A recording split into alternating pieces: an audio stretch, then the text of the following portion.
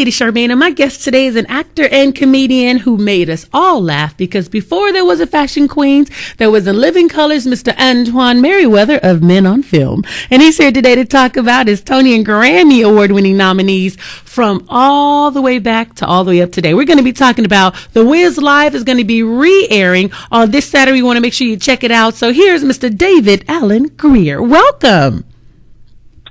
Thank you. Good day. How you doing? I am doing wonderful. Thank you so much for coming on the show today. And you know, I got to tell you, you did my lion very proud. You see, I played the lion as well in an all-female cast of The WIZ. So thank you for doing us justice. All right. Okay. Great to know. Yeah, so we have something in common. Did you realize that 11 million people would be tuning in to watch The WIZ Live? Did you even imagine that? We hoped for it. That was definitely the goal, but more overwhelming was the response. You know, I just promised myself we didn't have time to look at Twitter while we were doing the show, and after we were done, there was such an amazing and loving and joyous feeling that I didn't really want that to end. And I said, look, I don't really need to look at social media right now. And then I got to my trailer and I looked. It got the best of me. I looked, and the love was amazing. It just was. The first thing I read is it said The WIZ has put an end to hate tweeting.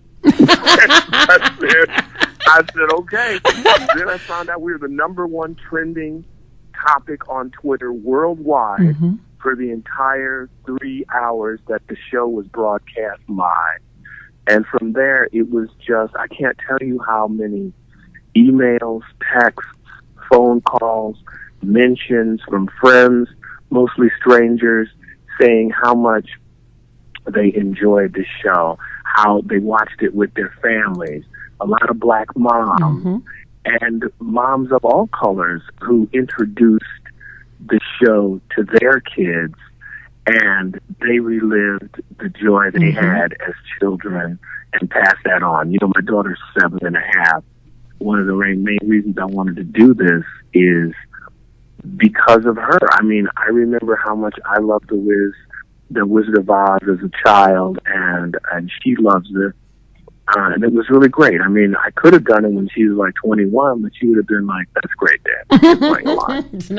But, you know, at 7, I told Kenny Leon, the director, I said, thanks for making me the coolest dad at my daughter's school. Because I went, and she did a play the following Monday, and I went in, and the little kids were looking at me. It was too funny. They were like, oh, my God.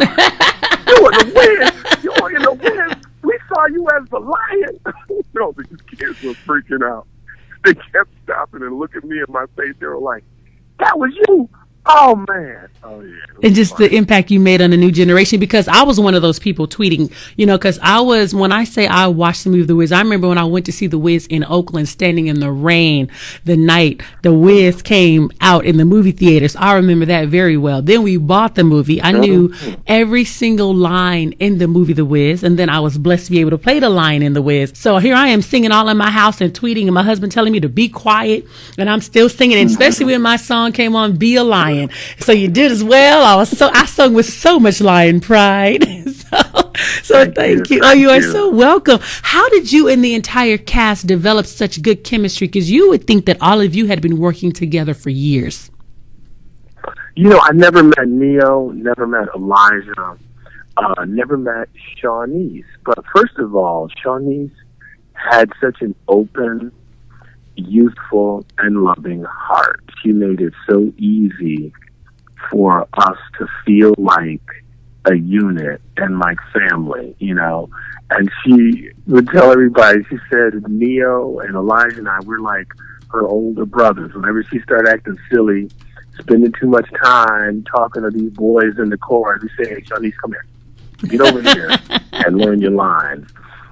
Neo, everybody came to this production with no ego. I mean, he showed up every day. He worked just like all the rest of us. No entourage, no nothing. We grounded out, and I really respected that because I'm all about the work.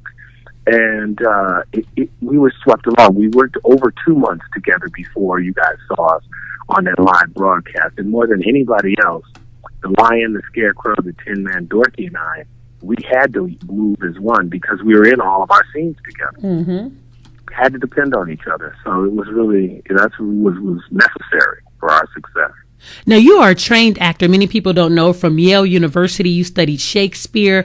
What was the difference like with you doing live Broadway? Because many people don't know that you was in the original Dreamgirls, and now you are doing a live broadcast. Because we know that a movie is different from theater. You are on in theater. Now you're doing a live broadcast. What was that difference like for you, knowing that millions can watch you instead of 300 or 400 people live? Well, here's the difference. I've done a lot. I've been a professional actor for over 30 years, but I've never done anything live for no audience and just one time.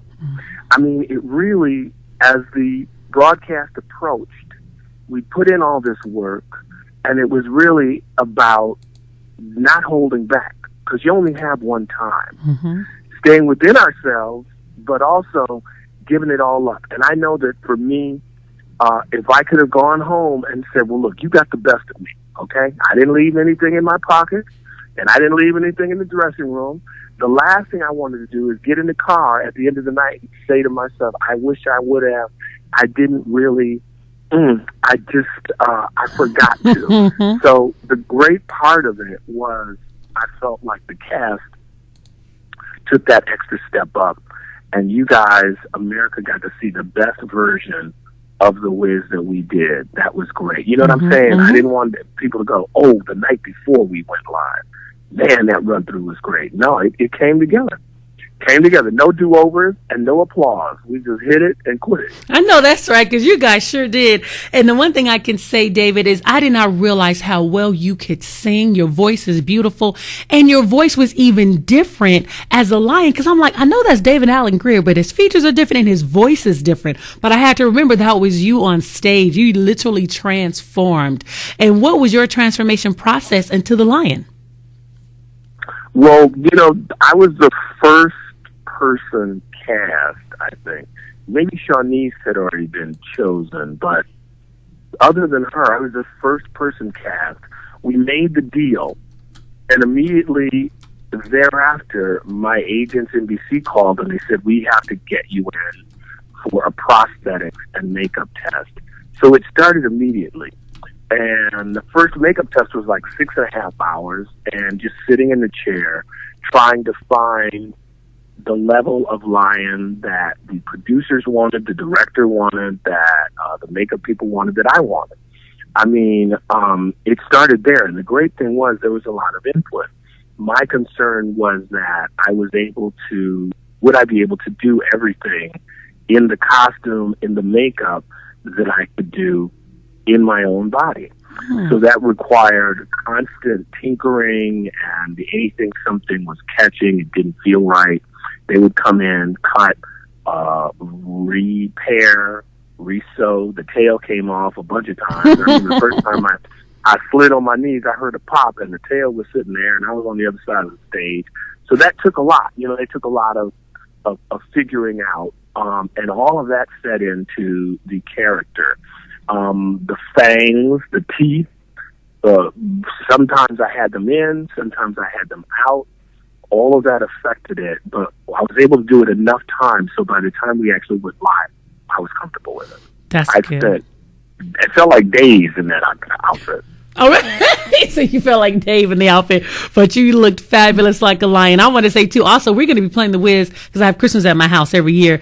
And I told my husband, because I kept it, I was like, we're going to be playing it on Christmas, so everybody's going to be watching the WIZ for the couple of hours they're going to be here, because I just think it's fantastic. I just want to say again, thank you so much for coming on the show. And I want to remind the viewing audience to make sure you tune in this Saturday for the encore broadcast of the WIZ live on NBC, 8 p.m. Eastern and Pacific. Again, thank you so much, David. You did a fabulous job, and thank you so much for bringing that to us so everyone can enjoy it. All right, man. Thank you so much. And sorry I was late, but I'm glad we got a chance to talk. Thank you.